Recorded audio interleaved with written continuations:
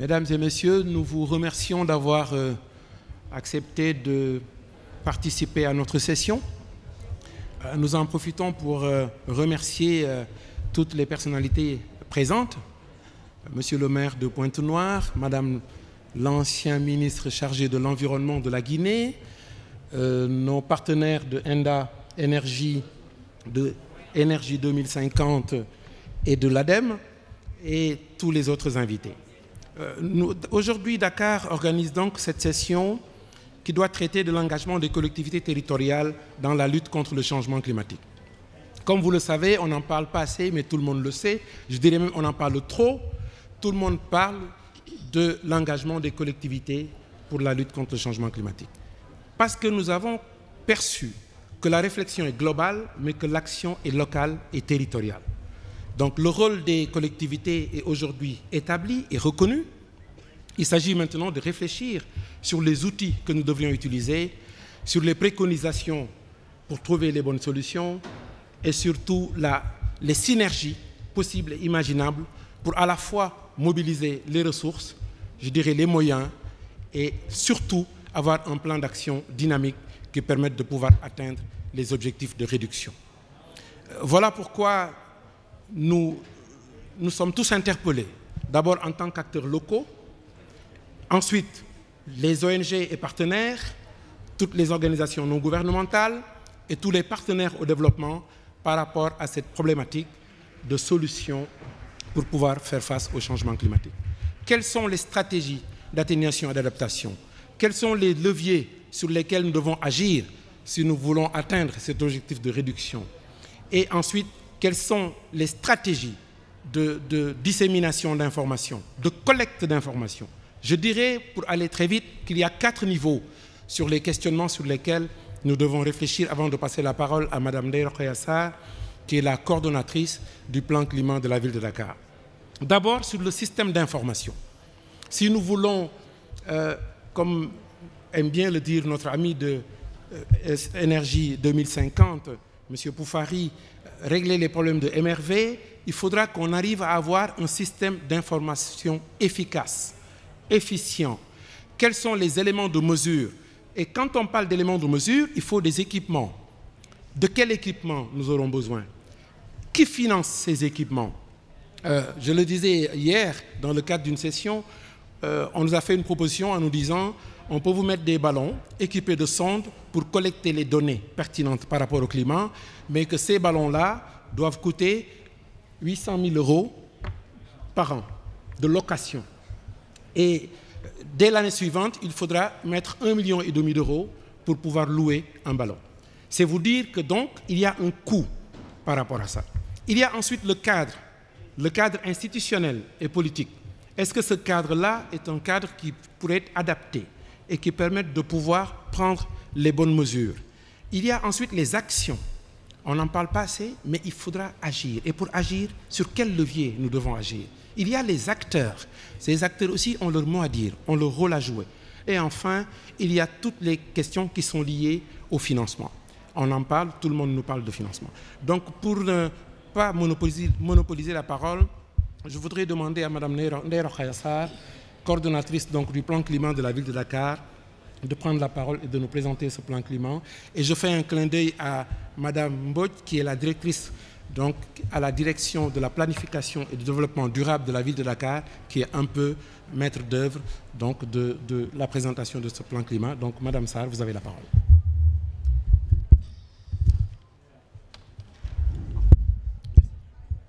Merci beaucoup, Monsieur le maire. Donc, je vais un peu contextualiser le programme en disant que, en partant du Sénégal, qui fait partie des pays africains les plus vulnérables au changement climatique, Dakar, qui est une collectivité locale, une ville qui est au niveau de la presqu'île du Cap-Vert, la partie la plus occidentale du Sénégal, et qui a une population d'1 250 000 habitants, et donc qui subit la dégradation des dernières niches écologiques de l'agglomération, l'occupation des réceptacles naturels d'eau pluviale, la défaillance dans la gestion des ordures ménagères. En plus de ça, on vit les perturbations climatiques. La ville de Dakar est confrontée à une dégradation du cadre de vie et une croissance de la vulnérabilité des populations, de même un système de transport qui est caractérisé par un parc automobile très vétuste.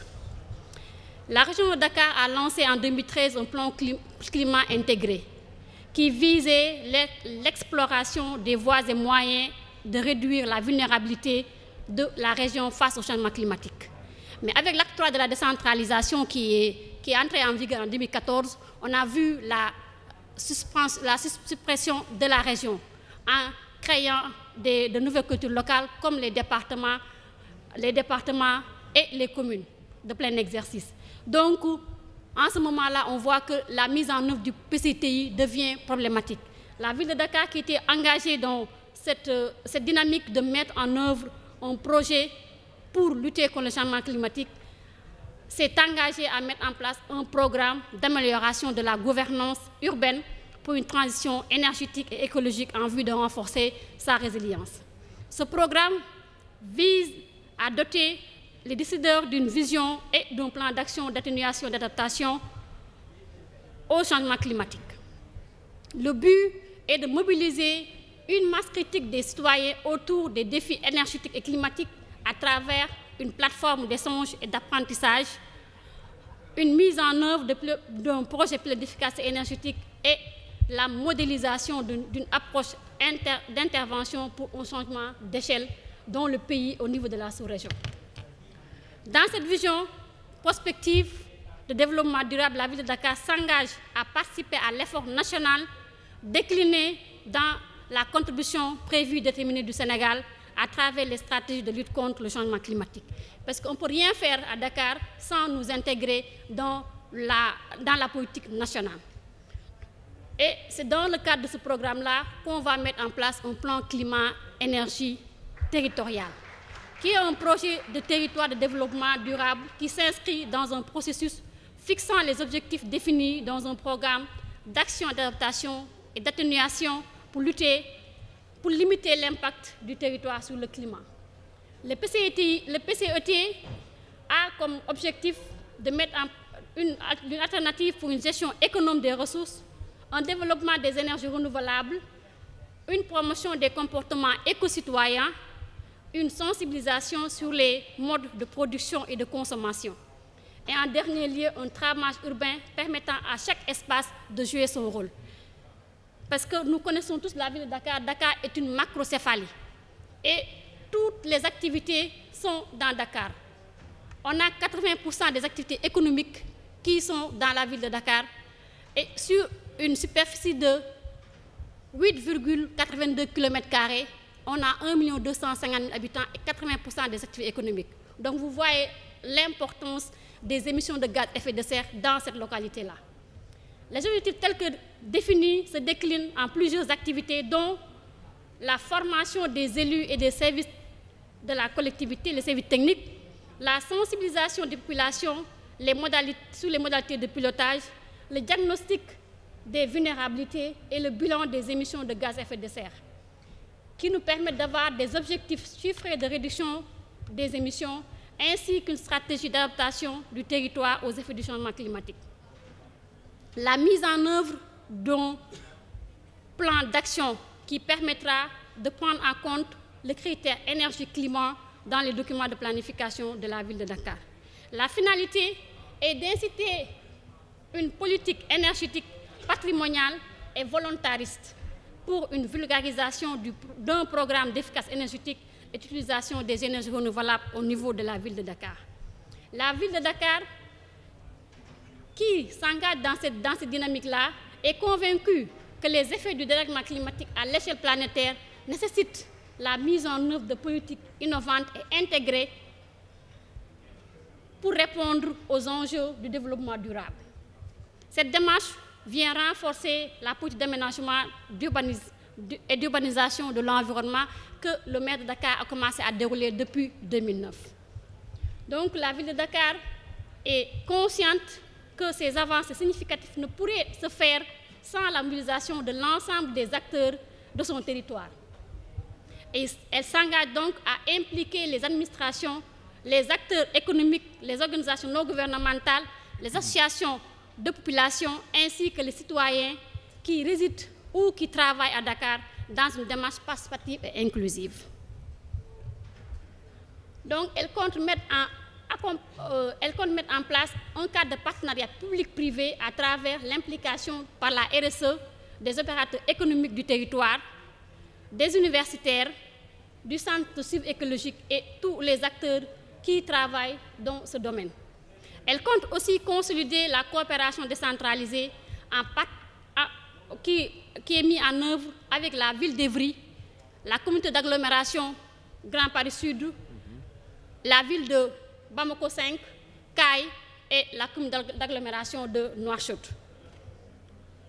En plus de l'engagement et la mobilisation des élus et des services techniques, la ville compte construire des stratégies d'adaptation et d'atténuation au changement climatique avec la population et les acteurs locaux. Ainsi, nous allons, en mettant en œuvre ce plan climat-énergie territorial, nous voulons mettre en place une plateforme.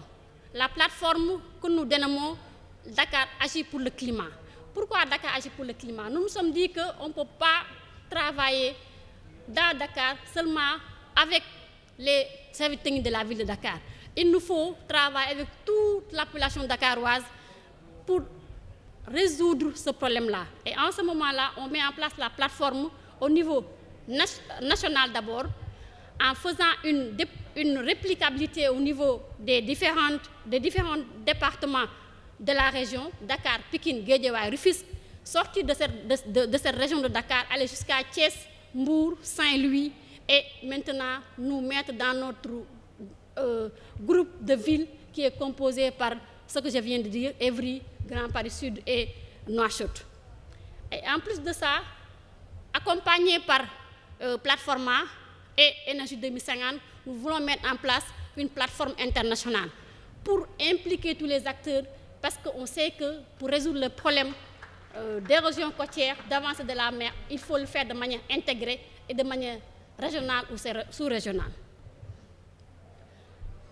Le dernier point du projet, c'est la mise en place du projet pilote d'efficacité énergétique. En choisissant la rénovation thermique du centre gérontologique et gériatrique de Ouakam, c'est un centre qui reçoit les personnes du 3e âge, qui sont soignées dans ce centre-là et qui sont prises en charge par la ville de Dakar. Nous nous sommes rendus compte que c'est un bâtiment qu'on doit rénover, mettre en place la rénovation thermique du bâtiment et construire 2 bâtiments bioclimatiques à efficacité énergétique pour permettre, pour avoir le confort et la santé en même temps. Donc l'efficacité dans ces bâtiments administratifs, la rénovation thermique des centres de santé, le développement d'une mobilité économe et la production d'énergie renouvelable sont autant d'actions qui seront mises en œuvre dans le cadre de ce plan. Ces actions vont contribuer à transformer Dakar en une ville développée, durable, agréable, éco-responsable et résiliente au changement climatique. Je vous remercie, c'était ça ma... Merci beaucoup, Madame Ndeye Rokhaya Sarr. Je pense qu'elle a bien décliné le plan climat, juste en omettant de dire que c'est dans le cadre de la Convention des maires que nous avons obtenu un financement qui est complété par nos partenaires de l'agglomération Paris Sud. Donc, elle a décliné les objectifs, les outils méthodologiques et surtout le plan d'action et les partenaires avec lesquels nous comptons travailler. Et c'est dans ce cadre que j'ai introduit M. Philippe Massé, qui est chef du département programmes et partenariats internationaux de l'ADEME, donc, qui doit intervenir pour nous aider surtout dans le domaine de l'efficacité énergétique, de la gestion de l'économie d'énergie, parce que c'est une composante essentielle de notre plan climat. Monsieur Massé, vous avez la parole. Merci, Monsieur le Président. Je voudrais rebondir sur les paroles de ma voisine, parce qu'elle a nommé quelque chose d'essentiel, c'est la coopération.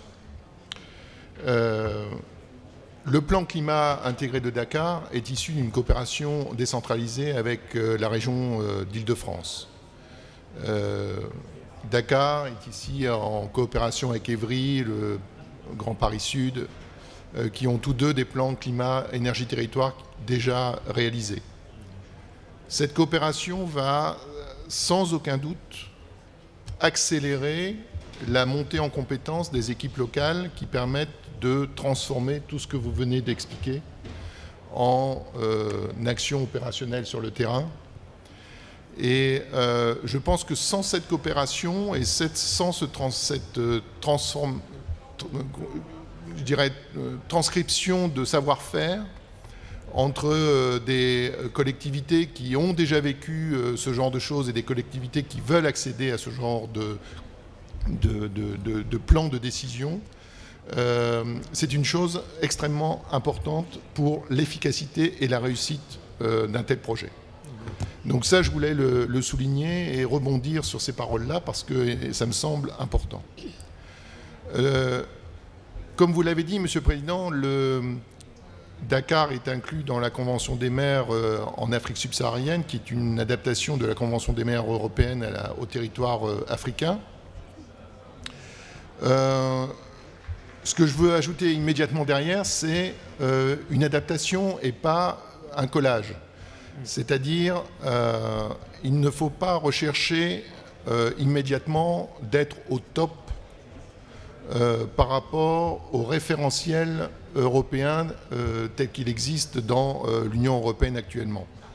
Il faut bien que ça soit une démarche complètement adaptée aux territoires africains, avec leur propre contexte, leur propre culture, leurs propres approches, en termes à la fois de construction, d'occupation des sols, de culture au niveau des citoyens, d'organisation de la société. Le temps n'est pas le même en Afrique qu'en Europe. Le temps de décision n'est pas le même. Il faut l'incorporer. Et donc tout ça fait que l'adaptation dans le cadre de ce projet européen de la Convention des maires en Afrique subsaharienne doit conduire Dakar et Pikine, qui est l'autre ville du Sénégal qui est impliquée dans cette Convention des maires, à avoir un outil, un plan complètement adapté à son contexte, avec ses propres ressources et avec ses propres compétences. Il est bien entendu nécessaire d'avoir des tas de données pour pouvoir avoir des objectifs dimensionnés à l'intérieur de ce plan d'action. Ces données-là doivent être issues de votre propre expérience, de vos propres vécus et de vos propres activités. Il est bien entendu que si des données venaient à manquer parce qu'il n'existe pas de système d'information, comme vous l'aviez dit tout à l'heure, qui permettent de récolter cette donnée, il faut la créer, mais il faut la créer avec vous. Et c'est vous qui la créez. C'est en fonction de votre contexte. Et c'était quelque chose d'extrêmement important, et c'est ce que nous défendons au sein du consortium de la Convention des maires en Afrique subsaharienne, c'est le fait de ne pas plaquer des solutions européennes, je dirais Union 27, en Afrique subsaharienne, mais bien de comprendre quelle est votre organisation et comprendre comment vous vous êtes organisé, quelle est la décision publique chez vous, comment celle-ci est organisée, pour pouvoir faire en sorte que le plan qui sera mis en place, le plan climat, énergie, territoire qui sera mis en place, soit le plus efficient possible dans ses réussites in fine. Ça, c'est quelque chose d'extrêmement important que nous soutenons à l'intérieur de ce projet, alors, qui, grâce à l'Union européenne, est bien entendu financé ou cofinancé. Ce qui est extrêmement important parce que, comme vous l'avez dit tout à l'heure, l'argent est le nerf de la guerre. Il faut absolument financer ces opérations pour pouvoir aller plus avant et progresser dans ces domaines. Il y a également une chose importante et que vous avez également mentionné dans votre présentation, c'est le fait que de raisonner au niveau d'un contrat européen de ce type permet de mettre en réseau des villes africaines ensemble et donc d'apprendre les unes des autres. Et rien ne vaut un maire africain ou une mère africaine qui parle avec un maire ou une mère africaine. Parce qu'ils se comprennent, ils ont les mêmes problématiques et ils ont la même approche, je dirais, d'un problème dans un climat qu'ils partagent et dans une configuration organisationnelle urbaine qu'ils peuvent partager également. Donc ça, c'est extrêmement aussi important pour la réussite du projet, c'est le fait de pouvoir mettre en réseau, et le secrétariat qui est mis en place au sein du CGLU doit aider à cela, c'est-à-dire à partager l'information, à mettre en commun les réussites pour pouvoir derrière capitaliser et aller plus vite dans la mise en œuvre d'un certain nombre d'opérations dans vos propres villes et vos propres territoires. L'ADEME, là-dedans, joue son rôle d'apporteur de compétences, d'apporteur d'expertise, rien de plus.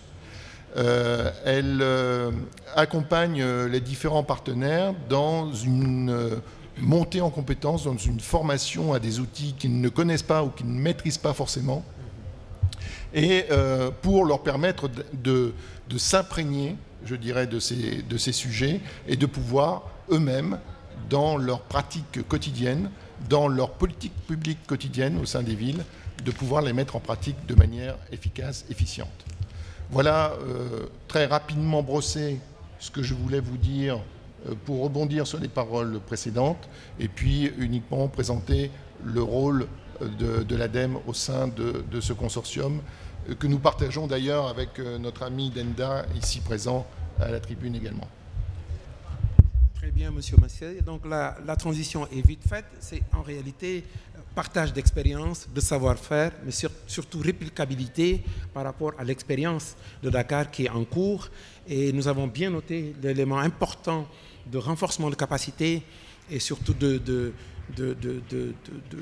renforcement de compétences des acteurs, surtout les acteurs de Dakar, qui veulent lancer et mettre en place ce climat territorial. Donc c'est Koussar, notre ami qui est aussi partenaire mais local du Sénégal, qui a une expérience de terrain, Enda Energy, une expérience de terrain, devrait peut-être prendre la parole aujourd'hui pour nous dire de façon très précise dans quel cadre Enda Energy compte collaborer avec Dakar. Monsieur Sarr.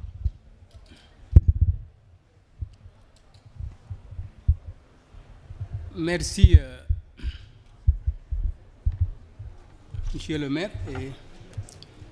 D'abord, je voudrais me féliciter du partenariat entre Enda et la ville de Dakar. Un partenariat qui a été lancé il y a plus d'une dizaine d'années, parce que Enda a toujours collaboré avec la ville de Dakar sur un ensemble de problématiques, notamment les questions d'eau, les questions d'assainissement, les questions de déchets, etc. Et aujourd'hui sur les questions de changement climatique et d'énergie. Donc je voudrais vraiment, dans un premier temps, me féliciter de cette excellente collaboration qui va se renforcer avec le projet Common Africa, comme Philippe vient de le présenter, dans lequel Enda intervient en tant qu'acteur et qui s'occupe principalement des questions d'appropriation des processus qui sont lancés. Parce que ce que l'on remarque dans le contexte des pays en développement, notamment le contexte de l'Afrique, c'est qu'on lance énormément de processus, mais sans articulation. Et c'est la même chose qui se passe aussi du point de vue des politiques publiques. On lance des choses, mais on ne cherche pas à voir comment construire sur les acquis. Et c'est peut-être dû en fait en partie au manque à la limite de ce que l'on pourrait dire de culture d'évaluation.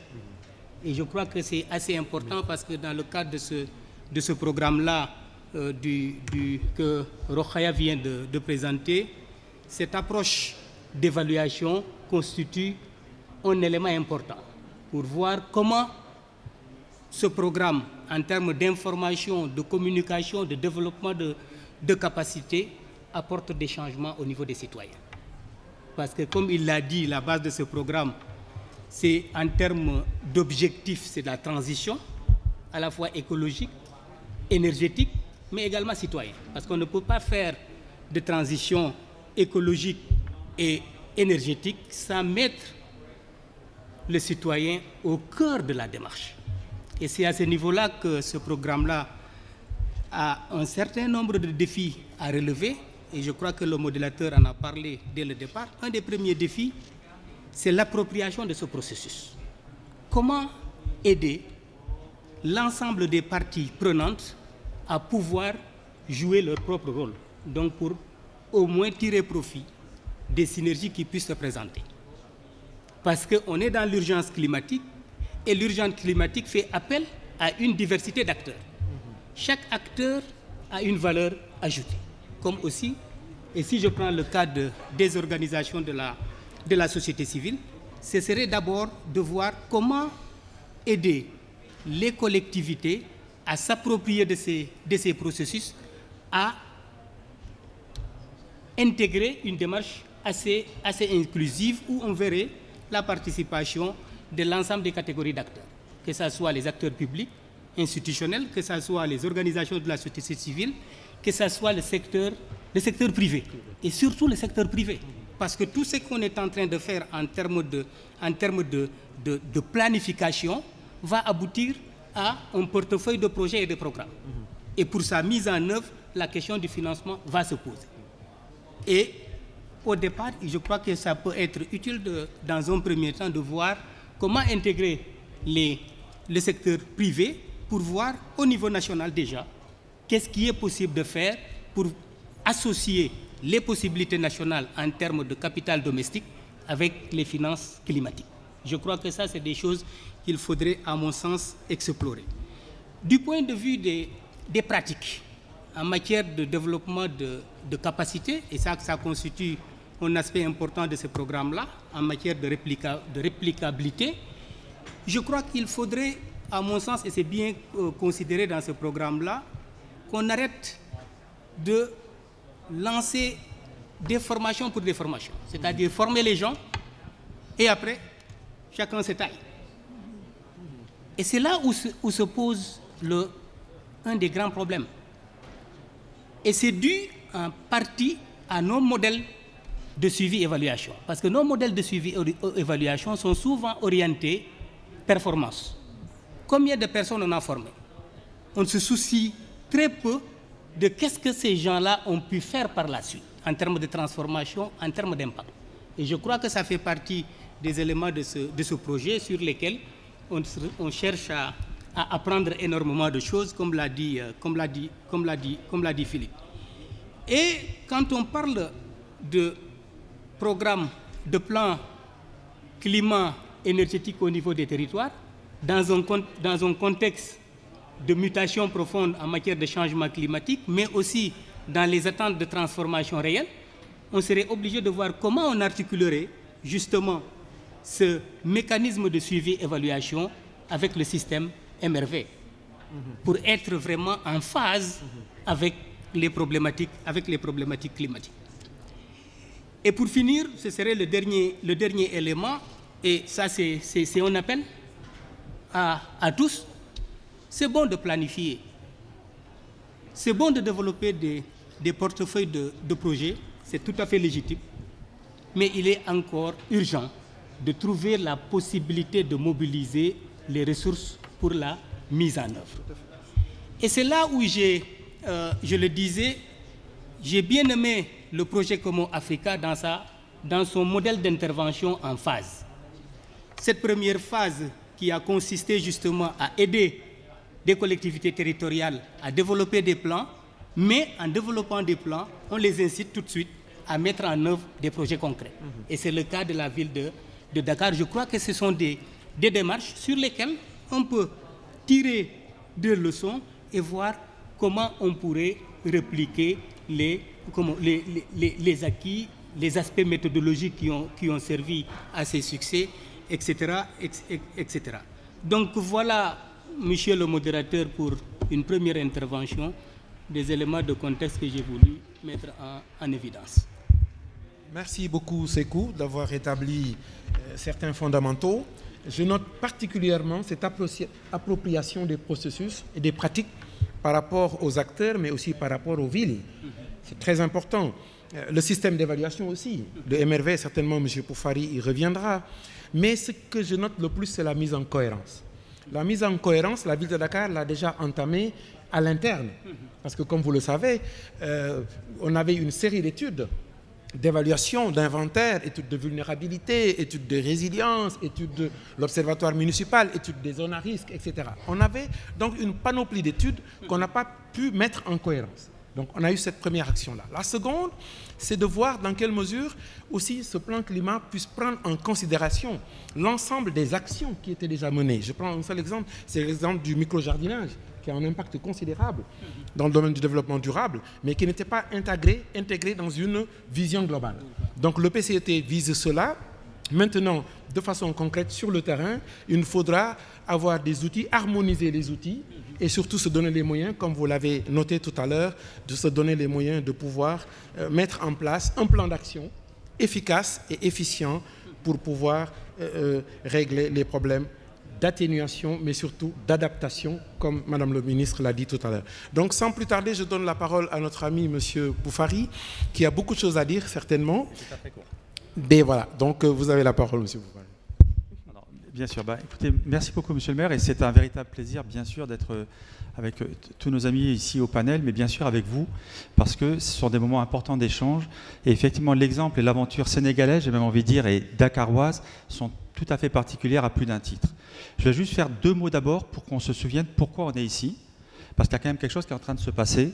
Je vous rappelle, on est ici dans des COP et accessoirement, on est en train de négocier un processus d'ambition et d'essayer de mettre en place une feuille de route qui donne et qui sécurise les moyens pour l'ensemble des pays de la Convention et en particulier les pays dits en développement, les moyens de pouvoir mettre en œuvre la partie conditionnelle de leur contribution déterminée au niveau national, mais sans oublier quand même que même dans la partie inconditionnelle, les moyens sont nécessaires puisque tous les partenariats autour de la table ont été pris en compte dans l'exercice de contribution prévue déterminée au niveau national.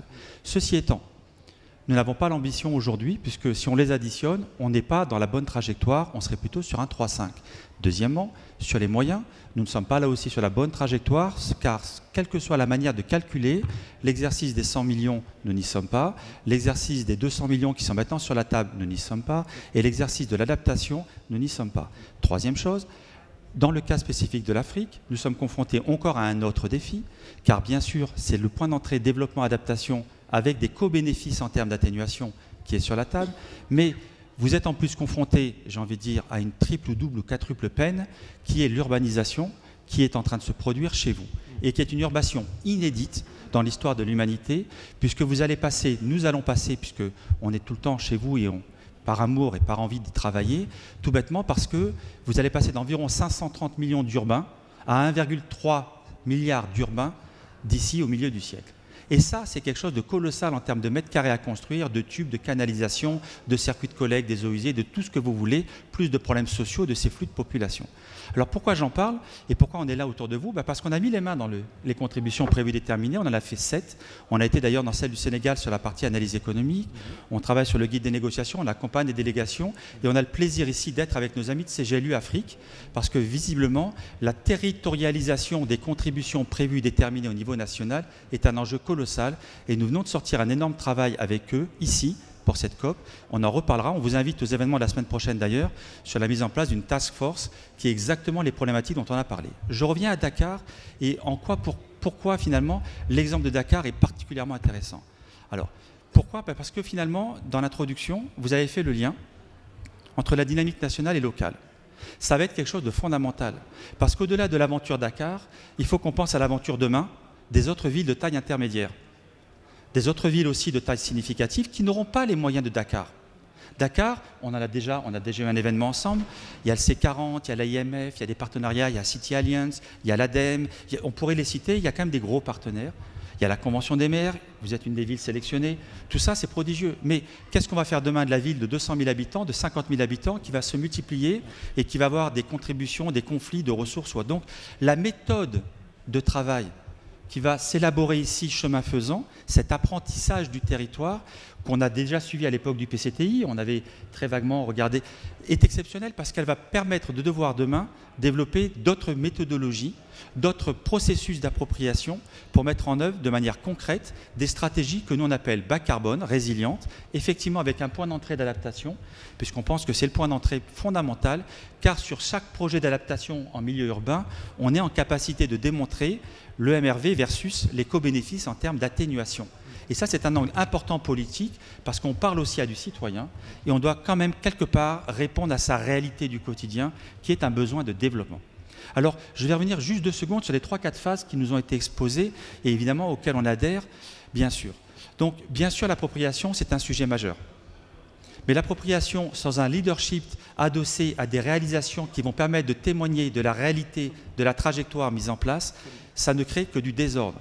Et effectivement, tout le monde l'a dit, on doit être en capacité de ne pas avoir un quartier ou un immeuble qui va se développer de manière exemplaire, mais de comment on va pouvoir phaser, et je reprends les mots, je ne sais plus qui l'a prononcé, mais phaser cette trajectoire. Et pour raconter l'histoire aux citoyens, il faut qu'il adhère à ce séquençage.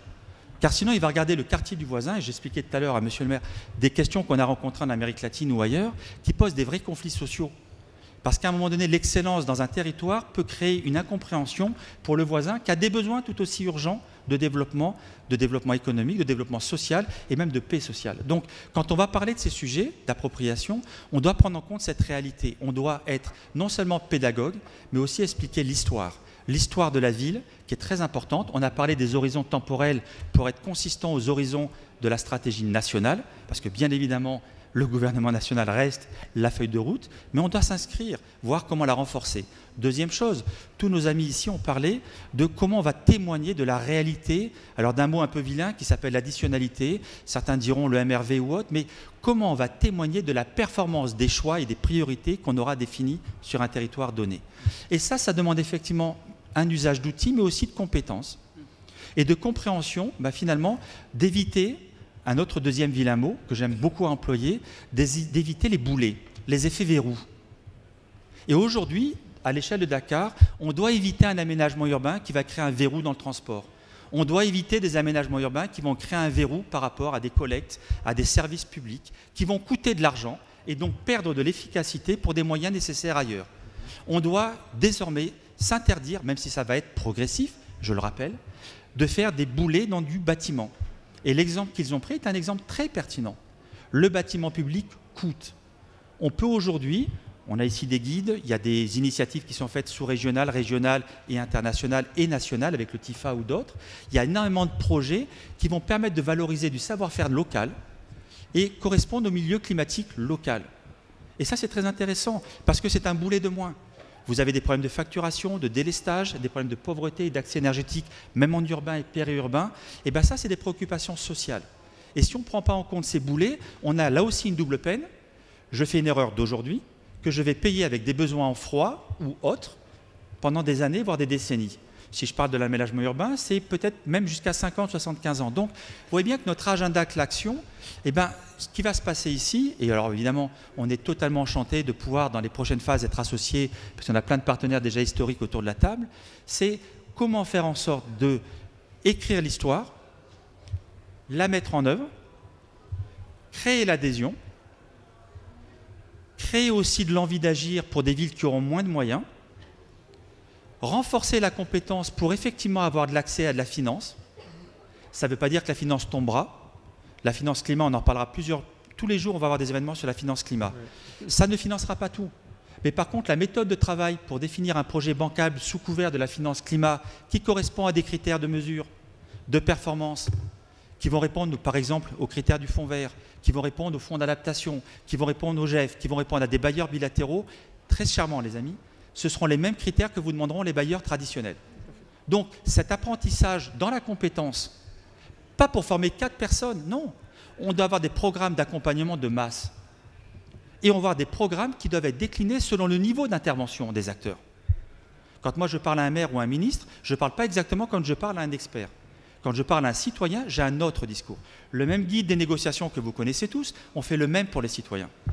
Pourquoi ? Parce que le citoyen, s'il lit ça, il part en courant. Et il pense qu'on est juste des technocrates scientifiques et qu'on est complètement déconnecté de son quotidien. Eh bien non, on parle de son quotidien, sauf qu'il ne va pas le comprendre. Alors on doit lui permettre de comprendre ce qui va se passer au niveau de ses élus, de ses acteurs économiques, de ces forces vives dont vous parliez, les privés entre autres, qui effectivement doivent être dans un processus de gagnant-gagnant. Donc vous voyez bien que nous, ce projet-là, on le voit comme un cas de pilote. Et j'aime bien d'ailleurs même l'histoire. Et après, je m'arrêterai là. Je suis presque, alors, triste et à la fois content. Vous allez comprendre. D'un point de vue méthodologique, je suis content. D'un point de vue histoire, je suis un peu triste. Le PCTI aurait pu marcher. Nous, on connaît très bien l'Arène Île-de-France, on sait très bien ce qu'ils ont fait. Ils ont fait du bon boulot, on a vu les équipes, on était aussi à Fricité quand il y a eu le lancement de votre initiative. Donc tout ça, on les voit. Mais cette espèce de complexité d'acteurs de terrain, on ne doit pas la sous-estimer. Donc finalement, qu'il y ait eu cette rationalité de revenir à là où je peux agir en répondant aux critères que j'ai modestement rappelés, parce que tous mes amis l'ont déjà dit, on est bien d'accord, on dit la même chose, avec peut-être des mots différents, mais c'est ça le talent. On est là pour expliquer pédagogiquement différemment les choses. Mais de revenir à un territoire d'action où j'ai une gouvernance que je peux contrôler, où je vais contrôler toute ma trajectoire. Et puis demain, je vais pouvoir être consistant avec ce qui se passe au niveau national, avec dans notre vision à nous, pour pouvoir aider à augmenter l'ambition et la mise en œuvre. Parce qu'il y a un vrai problème dans la mise en œuvre des CDN. Vous le savez tous, ils ont été faits dans l'urgence. Il y a des angles morts partout. Et demain, quand on va devoir le transformer en plan d'action, ce n'est pas facile. Et le dialogue de facilitation qui s'ouvre dans le cadre de la Convention en 2018, je peux vous assurer que c'est un véritable challenge. Parce que l'ambition n'augmentera pas l'année prochaine. Il faut quand même qu'on se le dise. Et si les acteurs non étatiques ne sont pas au rendez-vous, ne sont pas équipés, il n'y aura pas d'augmentation. Et qui plus est, vous n'êtes pas censé faire de l'augmentation. Mais même pour tenir vos propres engagements nationaux, on a besoin des acteurs non étatiques, en particulier des gouvernements locaux. Des régions aussi, bien sûr. Quand je dis non, tout ce qui est étatique, finalement, quand on dit non étatique, mon ami Jean-Pierre Lombassi me tirerait légèrement l'oreille en me disant « ils sont étatiques puisque de fait, ils sont élus ». J'entends et chaque fois, je me rappelle à l'ordre quand il me tire l'oreille. Mais ceci étant, voilà le message. Donc, c'est un exercice extrêmement important qui est en train de se passer. Moi, j'aime beaucoup aussi, parce qu'on a déjà parlé, comment on va pouvoir l'internationaliser.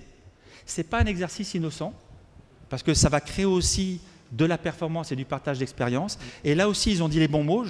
Franchement, je bois du petit lait, j'adore. Parce qu'il faut qu'on prenne ce qui marche ailleurs. Et ce qui marche ailleurs, comme le disait Philippe tout à l'heure, de l'ADEME, ben oui, ce qui marche ailleurs aussi, sud-sud. Les talents ne viendront pas que de chez nous ou de chez vous. Les talents sont comment est-ce qu'on a fait pour que ça marche dans un contexte de rareté de ressources particulières. Et quand on arrive à trouver les mécanismes, c'est juste formidable parce que ça marche ailleurs. Tant qu'on est dans du 100% subventionné, on n'est pas en capacité de le dupliquer. Quand on est dans une intelligence d'acteur, on a peut-être le début de l'histoire de comment je vais le dupliquer. Voilà, je m'arrête là, j'ai promis d'être court, mais on vous félicite véritablement pour cette dynamique que vous êtes en train d'initier. Merci beaucoup, M. Poufari. Je crois qu'il a fait une très bonne synthèse. Je voulais justement rappeler quelques mots-clés. Ce cloisonnement-là, il l'a dit, je crois que c'est un rappel très intéressant. Il faut qu'on évite ce cloisonnement. Et ce cloisonnement, il est d'abord territorial. Il l'a déjà dit, le PCTI de la région de Dakar aurait pu nous permettre de gagner beaucoup de terrain. On est ramené aujourd'hui à un niveau beaucoup plus limité, réduit, départemental, qui est le PCET. Alors, tout ceci pour vous dire qu'il faut qu'on décloisonne et que nous arrivions, puisque le climat n'a pas de frontières. Ce n'est pas la peine de dire qu'aujourd'hui ça concerne la ville de Pékin, demain c'est la ville de Dakar, après-demain, mais les problèmes sont entiers. Donc il faut éviter ce cloisonnement-là. Deuxième chose, c'est la gouvernance. Il l'a dit, c'est essentiel. Dakar a gagné beaucoup de points simplement par rapport au leadership de son maire. Son leadership a permis d'abord de trouver les ressources qu'il faut, de trouver les partenaires qu'il faut et de pouvoir agir dans beaucoup de domaines, comme il l'a dit, des exemples que nous pouvons donner par rapport au micro-jardin, par rapport à la mobilité, par rapport au pavage, etc. Dans beaucoup de domaines qui sont liés au climat, Dakar a déjà réalisé beaucoup de choses. Et aujourd'hui, nous avons lancé l'observatoire municipal pour faire l'inventaire un peu de tout ce qui a été réalisé en termes d'action. Donc, la gouvernance est donc essentielle. Il y a ensuite les éléments de mesure. Le MRV, on l'a dit, les outils. Il y a aussi la capacitation. C'est clair que les acteurs il faut renforcer les capacités des acteurs pour leur permettre déjà de pouvoir agir sur le terrain, de pouvoir régler aussi des problèmes.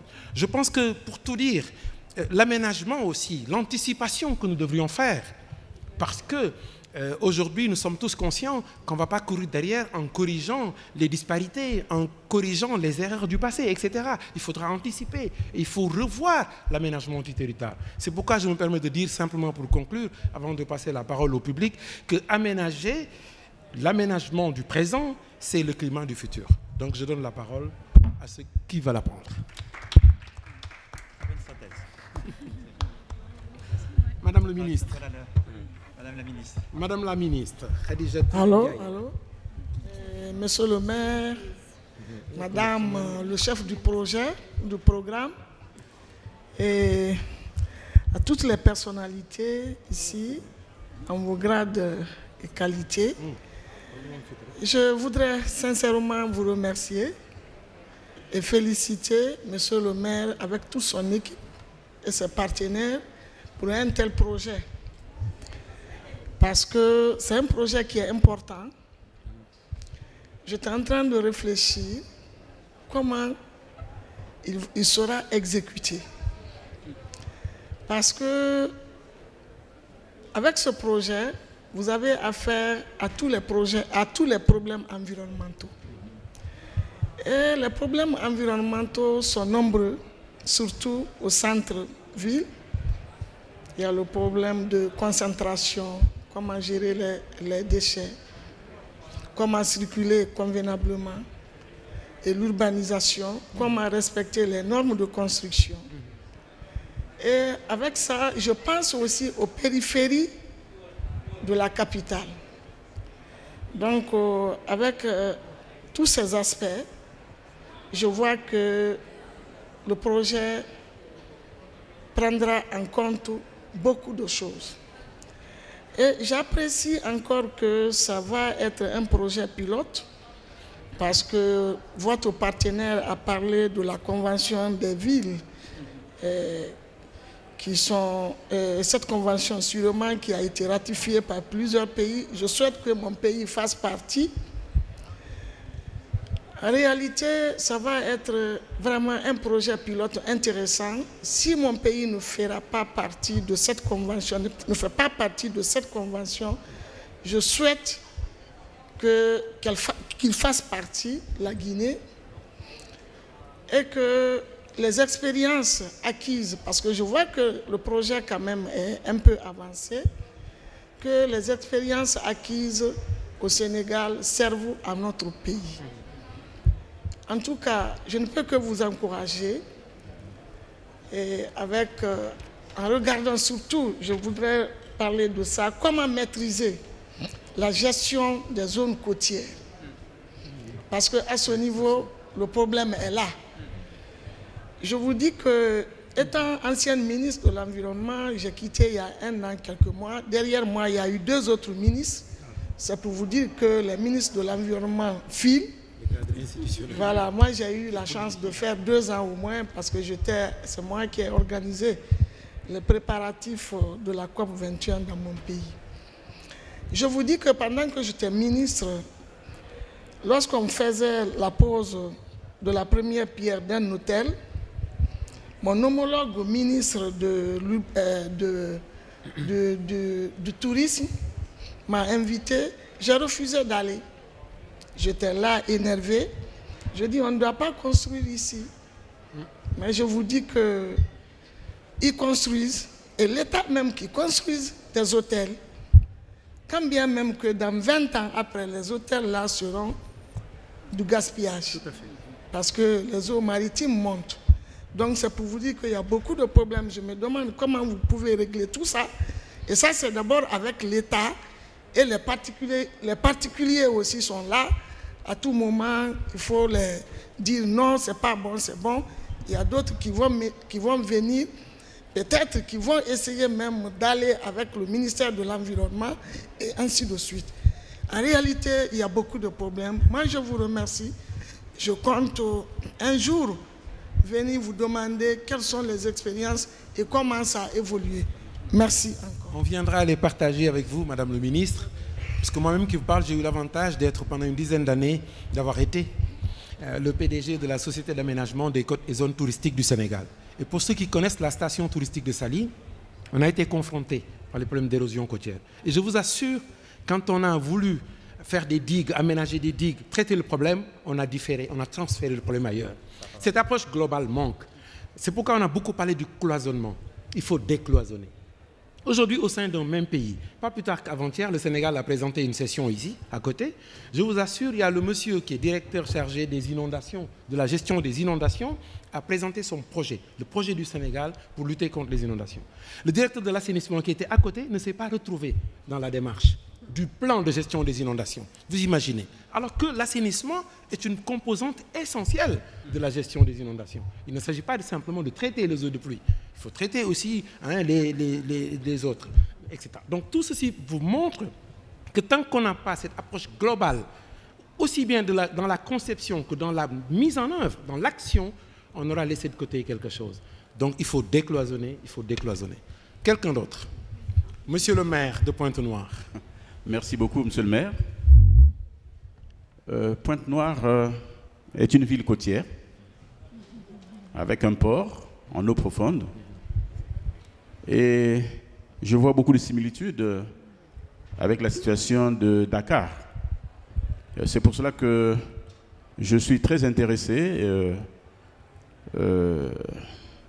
à voir un peu comment cette expérience de Dakar va aboutir. Mais d'ores et déjà, je voudrais vous féliciter pour cette belle initiative et cette volonté d'aller un peu plus loin et de devenir, comme disait Madame la ministre tout à l'heure, cette ville pilote qui certainement va donner de la matière aux autres. Moi, je suis, comme je disais tout à l'heure, très intéressé. J'ai envie de voir et de venir toucher la réalité de ce projet à Dakar même. Et je pense que dans l'intercommunalité qu'il y a ou dans l'interconnexion des villes, Dakar peut constituer le point de départ d'une prise de conscience, on peut dire, des villes africaines. Mais je suis d'accord avec vous que tout cela ne peut se faire que si l'État, je parle là de l'État central, est en phase avec nous. Parce que la décentralisation n'est pas un système de privatisation des territoires, c'est le prolongement de l'État. Et je pense que, comme vous avez dit, dans le décloisonnement que vous souhaitez, je pense que le premier acteur à comprendre ces choses-là, je pense que ça doit être l'État. Hein, l'État qui est, on peut dire, propriétaire des territoires. Et si cette prise de conscience n'est pas bien comprise à ce niveau, je pense que tout ce que nous pouvons faire peut, en tout cas je ne jette pas le bébé avec son bain, peut échouer, tout simplement parce qu'il y a incompréhension entre l'État et la collectivité, surtout dans un système aussi démocratique. Le pire serait que cette initiative soit prise par un maire de l'opposition. Voilà, on dira, bon, non, si on le laisse... si on le laisse... Ah oui, oui. Si on le laisse faire, bon, peut-être que demain, il pourra nous renverser. Alors que c'est une question, on peut dire, transversale, qui concerne toute la population. Donc, monsieur le maire, nous, à Pointe-Noire, nous sommes encore à l'étape du balbutiement. Hein, nous venons découvrir, parce que ces questions ne nous ont toujours pas préoccupés, peut-être un peu plus loin.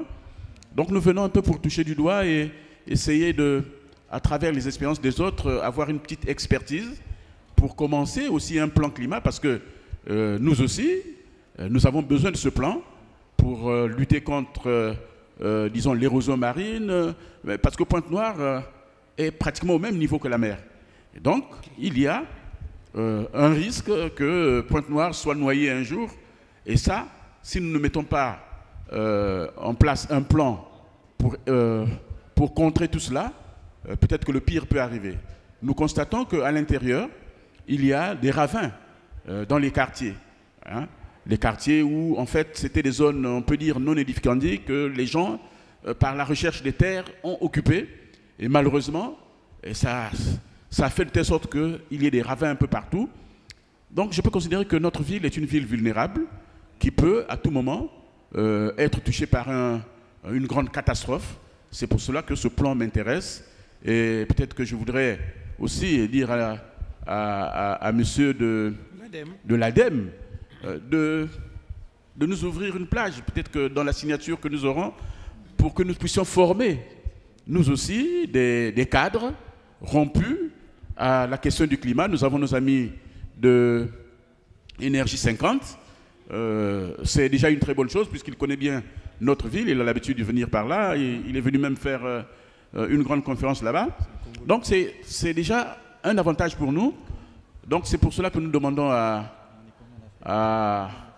nos amis d'énergie 2050 plutôt, 2050, pour que vous nous aidiez à avoir les rudiments nécessaires pour commencer déjà à prendre ce problème après le corps, parce que je suis un peu jaloux de Dakar qui a déjà un pas très avancé, et donc je voudrais rattraper, peut-être que pas au même niveau, mais en tout cas suivre Dakar qui va être pour nous une ville locomotive. Voilà, c'était juste pour féliciter ce que Dakar fait et faire de Dakar pour nous un modèle sur lequel nous pouvons copier, car le monde s'il est inventé, nous ne le créons pas outre mesure. Voilà.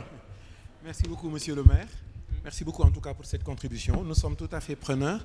Je ne sais pas si Pointe-Noire est membre de la commission de développement durable de l'AIMF.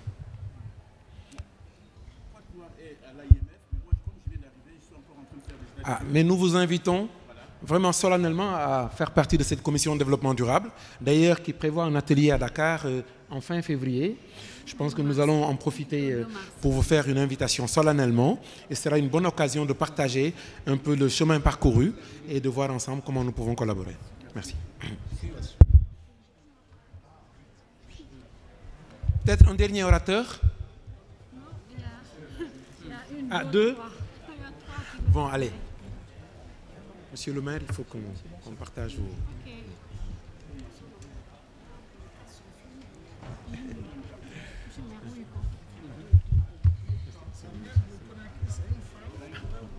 D'accord. Merci beaucoup. Merci, monsieur le maire. C'est Stéphane? Moi, je l'ai déjà. Très bien, parfait. Très bien. Un autre intervenant?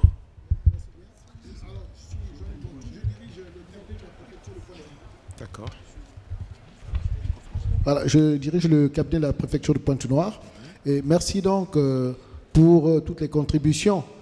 C'est vrai qu'on ne va pas faire du copier-coller, mais je voudrais d'abord...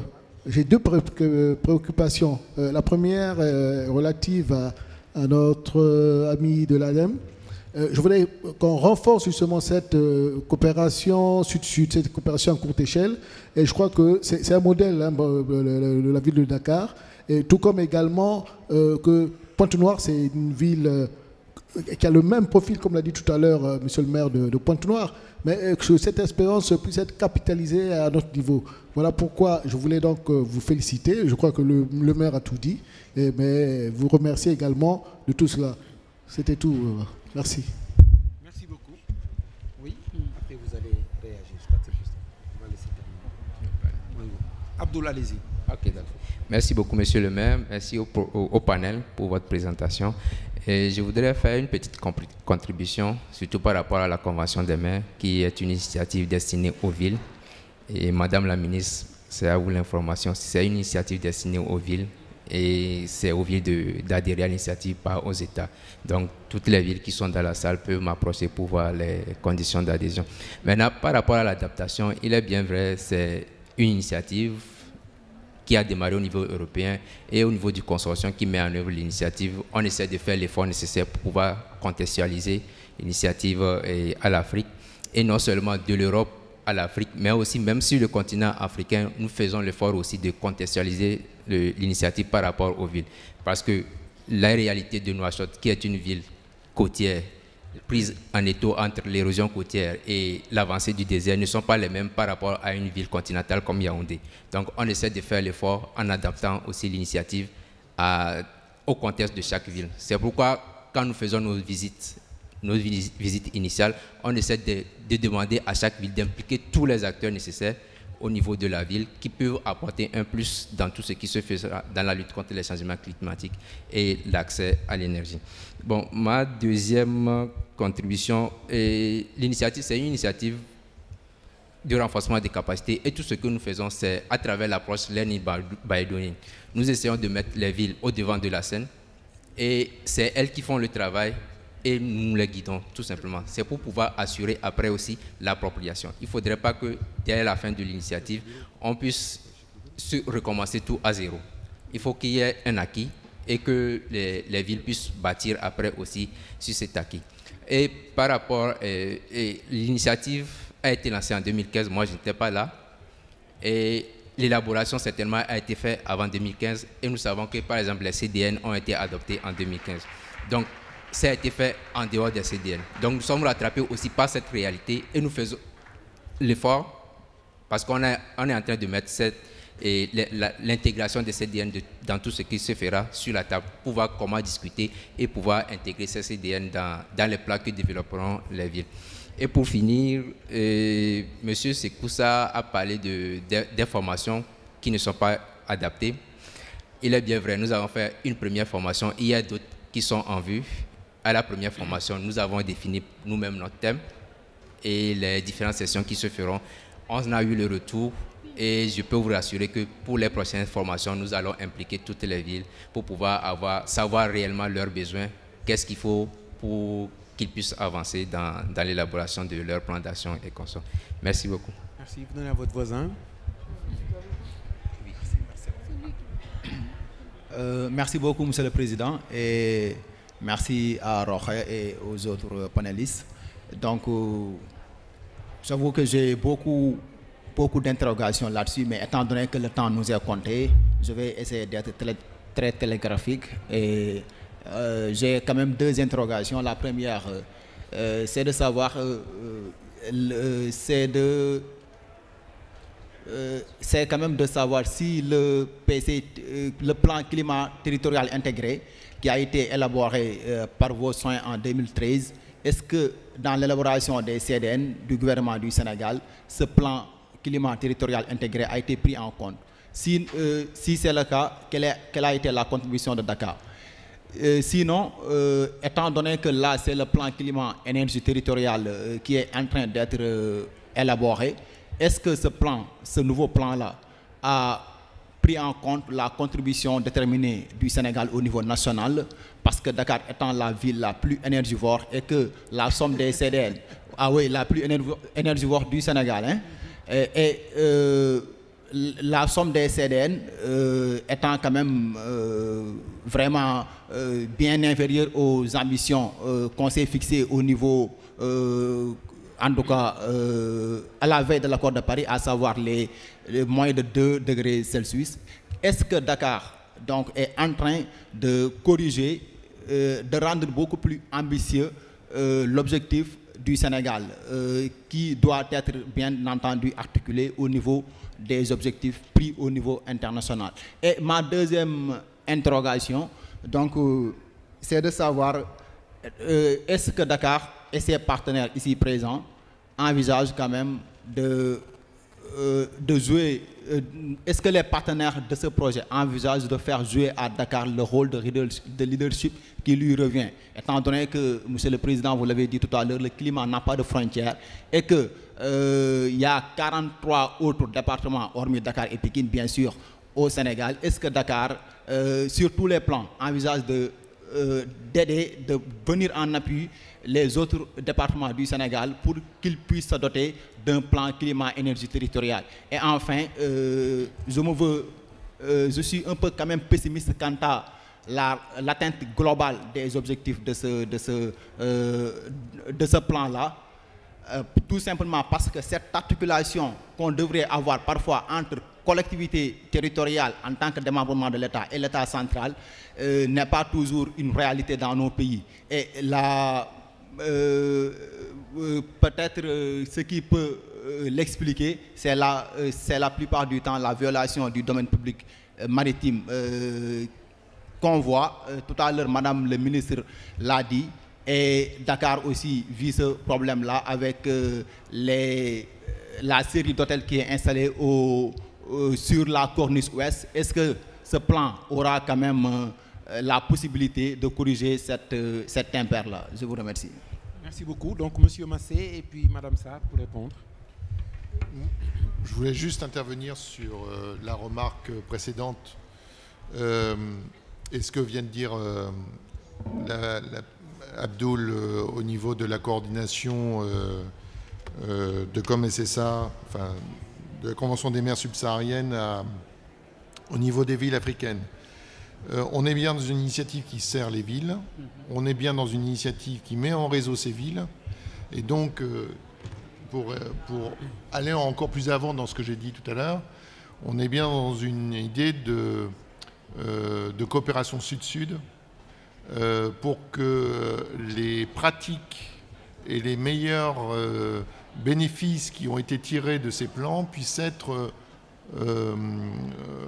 disséminés, diffusés aux autres villes, pour que ces villes-là, je dirais, aient une dent de plus au dérailleur, c'est-à-dire qu'ils aillent un peu plus vite dans leur mise en œuvre. On n'est pas dans le fait de toujours recommencer à zéro l'étude primitive, le diagnostic, etc., etc. On est là pour essayer d'accélérer les choses. Juste une petite remarque aussi, et après je vous laisse la parole concernant les questions sur Dakar proprement dite. Que Dakar joue un rôle de leadership ou de référence, en tous les cas, moi ça me paraîtrait important au regard de son expérience. Mais ma remarque n'est pas là-dessus. Ma remarque est sur le principe de dire l'ensemble des activités qui sont aujourd'hui développées dans le cadre de la Convention des mers subsahariennes sont des activités pilotes.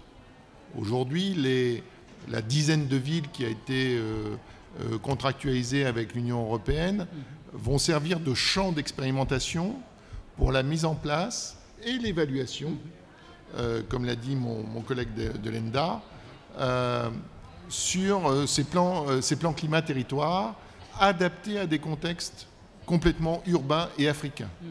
Et c'est ça l'important. Et ensuite, que ça se soit mis en réseau et que ça soit diffusé à d'autres villes africaines pour que ces autres villes africaines aillent plus rapidement vers de l'atténuation et vers de l'adaptation, ce sera tant mieux. Mais tout ça nécessite une animation. Et l'animation, ça veut dire quoi? Ça veut dire, et là je reprends la dernière remarque, ça veut dire qu'il faut qu'il y ait un certain nombre d'animateurs, de leaders.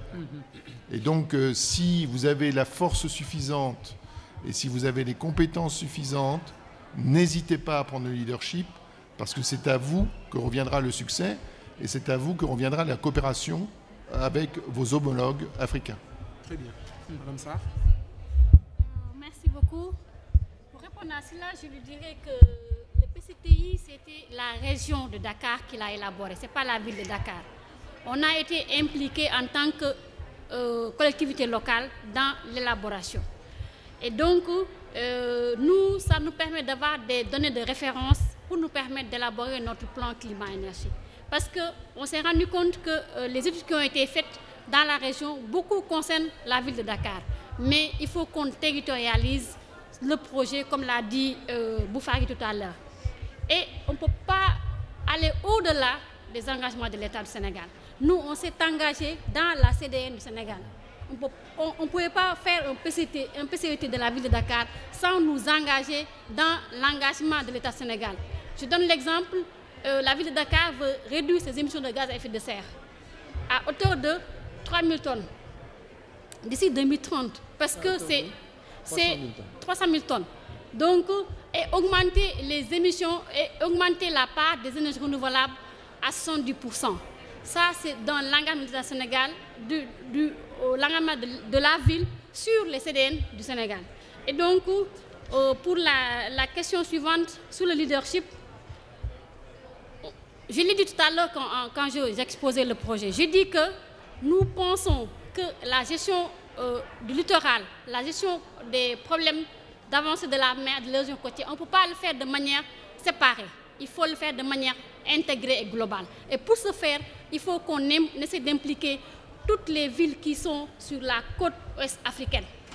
Et c'est ce qui nous pousse à mettre en place cette plateforme des acteurs pour vraiment faire de la sensibilisation, aller sur le terrain et faire de la modélisation avec les autres villes. Et en dernier, sur le problème de l'État et de la ville, je vais laisser le maire qui est élu pour répondre sur ce problème-là. Je suis technique, c'est pas un élu. Elle me balance la patate chaude, mes enfants. Alors moi, je voulais juste dire, pour le PCTI, elle l'a dit, hein, il y a quand même un besoin, puisque le PCTI a été élaboré en 2013. Il y a un besoin de mise à jour des données. Tout le monde le sait, vous l'avez même dit, Dakar concentre 80% des activités économiques, donc de la région, je dirais même du pays. Alors ce qui fait qu'on a besoin de mettre à jour, mais on est parti sur le même référentiel. Voilà, c'est inventé sur le même référentiel et je suis convaincu que les données vont à peu près être assez proches. Sur le deuxième point qui concerne la gestion du littoral, le Sénégal a lancé la loi de gestion du littoral, hein, de gestion concertée du littoral. On est obligé d'aller vers un cadre normatif, mais on est obligé de légiférer. Je crois que c'est ça l'intérêt entre les acteurs décentralisés et nationaux. On est obligé de travailler en synergie parce que si le cadre légal, réglementaire, politique n'est pas le même, n'est pas harmonisé, on ne peut pas agir. Donc, et toute la politique, tout ce plan-là est élaboré sur la base des engagements au niveau des CDR. Ça, c'est clair. Maintenant, c'est vrai qu'il y a un travail d'approche à faire pour faire en sorte qu'on se comprenne et qu'on sache que nous sommes un acteur, comme les autres, pour contribuer justement aux engagements du Sénégal. Bon, maintenant, par rapport à la capacitation, c'est un élément important, puisque Madame le ministre a parlé comment faire pour que la Guinée puisse contribuer, en tout cas bénéficier de cet appel à projet. Je pense que c'est là où on a plus besoin de capacitation. Parfois, on met la charrue avant les bœufs. On dit oui, il faut former, mais former qui? Former d'abord ceux qui doivent préparer leur projet à soumettre à la Convention des maires ou à d'autres acteurs. Les former à pouvoir élaborer, préparer un projet pour être d'abord accepté et puis ensuite former les acteurs dans la mise en œuvre. Et je suis certain que nous pouvons compter sur les acteurs, les organismes non étatiques, les ONG et les autres acteurs comme Énergie 2050. Alors, donc pour conclure, je pense que Madame la directrice du développement durable, de la planification et du développement durable de la ville de Dakar doit dire un mot. Parce qu'elle est maître d'œuvre, elle est derrière, mais en réalité, c'est quand même elle qui inspire un peu ce PCET-là. Madame Bodj. Ça aussi, hein, les deux. Merci, Monsieur le maire. En fait, moi, ce que je retiens de cette séance-là, c'est la nécessité d'avoir un réseau de villes soucieuses d'élaborer un plan climat territorial. La nécessité, on a ressenti cette nécessité-là, c'est une demande en matière de formation, en matière de... les problèmes sont les mêmes pour les pays qui sont représentés ici. Et donc, moi, je suggère simplement ce réseau de villes soucieuses de lutter, d'élaborer un plan climat territorial qui va prendre en charge les changements climatiques. Je vous remercie. Merci beaucoup, Madame Bodj, toujours aussi efficace et sobre aussi pour la prise de parole. Monsieur Poufari ou Sekou, pour un mot de clôture? Oui. Allez, Sekou. Très rapidement, parce que peut-être que je vais revenir sur un certain nombre d'aspects par rapport à la convention des maires. Comme j'ai l'habitude de le dire, c'est comment Afrique subsaharienne, c'est un processus d'apprentissage collectif. C'est un processus d'apprentissage collectif qui part d'un certain nombre d'acquis. C'est l'acquis de l'Europe qu'on cherche à adapter pour voir comment ça pourrait être répliqué, tant sur le plan méthodologique, tant sur le plan approche, que aussi sur le plan mobilisation des ressources pour la mise en œuvre des projets et programmes. Et le travail qui est en train d'être fait pour répondre un peu à l'interpellation de notre ami, ça entre en parfaite adéquation avec les CDN.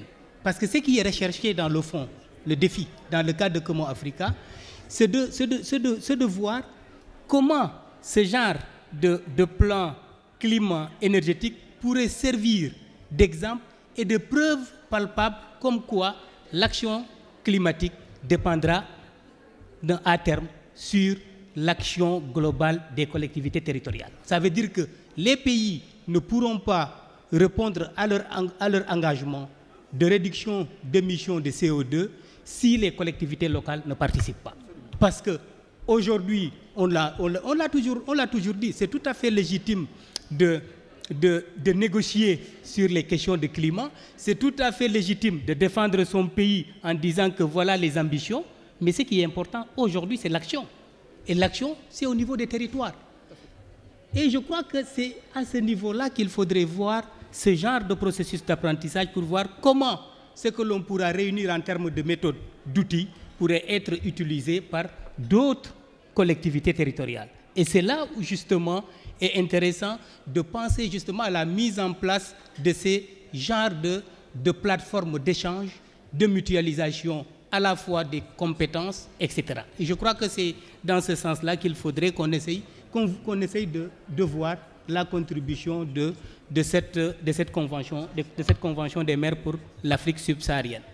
Je vous remercie. Je pense que c'est une très bonne déclinaison. Je voulais juste rappeler, puisqu'il y a un point essentiel qu'on n'a pas traité ici, on est tous conscients du rôle des territoires. Maintenant, il faut trouver les moyens et nous avons pensé au financement. Donc nous avons une session qui est prévue le 15 à 16h30 pour justement parler de l'accès des gouvernements locaux au financement climat. Dakar a une expérience certaine à partager aussi. Et ce serait bien de venir à cette session qui est prévue ici, juste à côté, le 15, donc à 16h30. Donc je donne la parole à notre hôte pour conclure, pour clôturer, je dirais, M. Poufari. Alors je vais surtout éviter les redites, donc je vais être très rapide, parce que beaucoup de belles choses ont été dites des deux côtés. Je voudrais juste vous dire, première chose, qu'on a filmé cette intervention. On ne le fait pas tout le temps, mais vous avez compris qu'on est particulièrement concerné par le sujet, puisque comme vous le savez, il y a eu beaucoup de gens qui ont fait des applications pour être ici, parce qu'on a nous-mêmes de propres événements avec CGLU ou d'autres. On en a eu plus de 300, dont beaucoup sont des partenaires à nous. On a choisi évidemment là où on sait que de cœur et de raison et dans l'action, on est ensemble. Donc on l'a filmé, on va le mettre à disposition de tout le monde, ce sera sur du YouTube, parce que ça peut quand même être aussi intéressant, au même titre qu'on filmera les événements de demain, après-demain et encore mercredi, avec CGLU à l'Afrique, sur l'accès à la finance climat, sur la gouvernance, la territorialisation des CDN. Juste un petit mot de la fin, pour dire, je pense que ce qui est en train de se passer, je crois que je vais donner pour une fois une information positive, parce que quand je parle du climat, je suis quand même des fois un petit peu triste, mais très clairement, la seule chose positive, c'est qu'on le veuille ou non, on a pour la première fois de notre histoire contemporaine une incroyable opportunité de re-questionner le rôle des acteurs dans la mise en œuvre d'une politique climato-compatible. Je connais des gens depuis longtemps ici, Philippe, Sékou, enfin, et très sincèrement, on a tous vu passer l'histoire. Et l'histoire a fait que ça ne marche pas. On fait le total aujourd'hui, ça ne marche pas. Et les problèmes de qui que ce soit, même chez nous, ne sont pas bons. Donc peut-être qu'aujourd'hui, cette opportunité de re-questionner notre modèle de développement versus climato-compatible, c'est quand même quelque chose de formidable. Et moi, je ne suis même pas concentré sur l'obligation de résultat pour tout le monde, parce que ça va être très compliqué. C'est un long chemin. Bien sûr qu'on a ce besoin d'exigence de résultats pour demain. Mais tout ce travail qui va se mettre en place, c'est incroyablement formidable, même dans la gouvernance naturelle sur la base des moyens d'aujourd'hui. Si un territoire questionne sa vision et sa mise en œuvre pour une trajectoire qui va diminuer la vulnérabilité, augmenter le lien social, l'attractivité économique, et quand bien même il n'aura pas assez d'argent, ce travail de concertation autour d'un projet territorial commun, c'est une opportunité colossale de changer nos modes de trajectoire. Et bien sûr qu'on va aussi re-questionner, chemin faisant, le lien État-territoire, mais pas dans un conflit. Moi, je parle toujours de complicité positive. Je suis peut-être encore un naïf, un stupide, mais l'air de rien, j'y crois. Parce que les uns ne pourront pas jouer sans les autres, et les autres ont besoin essentiellement des uns par rapport au cadre réglementaire, au cadre incitatif. Et dans cette grande coopération qu'on a re-questionnée aujourd'hui, le Sud-Sud a fait son entrée, le Sud-Nord, chers amis, fait son entrée. Et bien sûr que nous aussi, on a besoin d'apprendre de vos réalités, parce que la vulnérabilité et l'adaptation, c'est aussi une réalité chez nous. On a beau parler d'eux, mais l'air de rien, on est dans le même bateau cette fois-ci, pour de vrai. Bien sûr qu'on n'a pas le même confort, la même histoire, mais cette opportunité, moi je veux toujours la souligner, parce que toutes ces méthodes dont on parle, qui vont se traduire par des projets concrets, ça doit se faire même si aujourd'hui, on n'a pas tout de suite l'accès au financement. parce que ce travail de préambule, il est indispensable pour que demain, peut-être d'autres mécanismes de solidarité, de coopération, de valorisation de la performance vont créer de la valeur à toutes ces actions. Mais si on attend que le train soit là pour monter dedans, on risque de louper le train quand il sera là. On doit préparer la gare, on doit être sur le trait et on doit être prêt à monter dans le train. Et ça, c'est un vrai travail de collaboration collective qui doit se mettre en place. C'est peut-être le seul mot positif de notre discours, au-delà de l'exceptionnel beau cas de Dakar, mais vraiment, allons dans le train ensemble. Voilà, juste remercier tout le monde et rappeler ces 3 mots, en tout cas, qui me tiennent à cœur. Décloisonner, anticiper, agir. Je vous remercie.